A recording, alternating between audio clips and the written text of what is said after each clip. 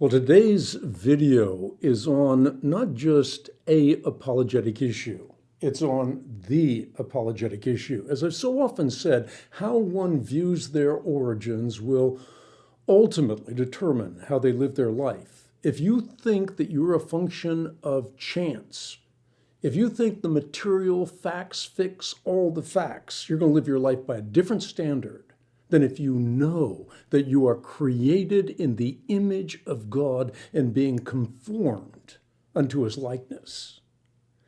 I'm doing this video as a result of reading an article in USA Today by Doyle Rice. The article was titled, "Neanderthals Didn't Just Hunt Mammoths. Researchers now say they knew how to fish." The article goes on to dispel the fervently held notion that Neanderthals were club-wielding brutes and instead say they were skilled fishermen whose seafood diets increased their cognitive abilities and boosted their aptitudes for abstract thought. So instead of being half-naked, primitive animals roaming through northern Europe hunting for mammoths with inefficient weapons, this peer-reviewed journal Science now concedes that the real Neanderthal is a sophisticated southern European fisherman whose evolution was profoundly aided by the ingestion of fish oils.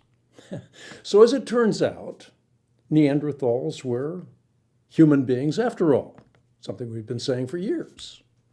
Once again, what has long been touted as settled science turns out not to be so settled after all. This, of course, should not surprise anyone in the least. Why? Because scientific academics are hardly impervious to groupthink.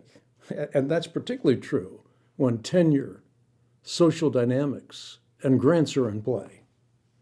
And one would be hard-pressed to come up with a better case of herd mentality in the settled science community than their stampede-like embrace of the science of eugenics. Now, you might well recall that eugenics was once standard fare in high school biology textbooks in the United States of America. So perhaps you, like many others, can still remember George William Hunter's A Civic Biology. The infamous text would probably not as yet be etched upon our collective memories if it weren't for Inherit the Wind. Remember that movie? It starred Spencer Tracy and Gene Kelly. And that movie was seen and continues to be seen by multiplied millions of people. It features the 1925 Scopes trial, in which John Scopes is jailed for violating a state law prohibiting the teaching of evolution.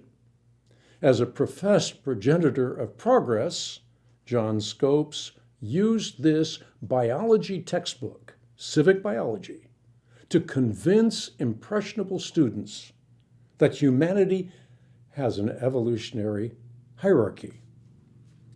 That if we follow the early history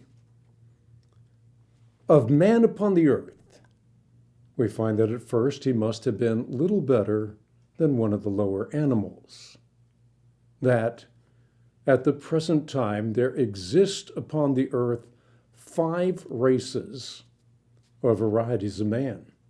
You have the Negro type originating in Africa, the Malay or brown race from the islands of the Pacific, the American Indian, the Mongolian or yellow race, including natives of China, Japan, and the Eskimos, and highest of them all, the Caucasians.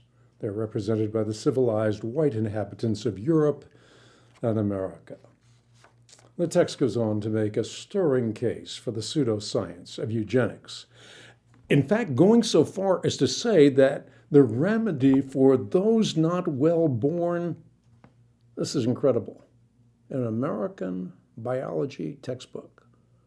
The remedy for not being well born ought to be extermination.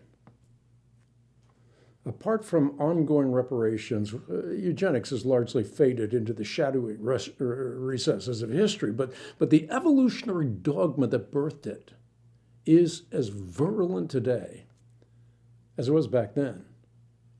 Tragic but true.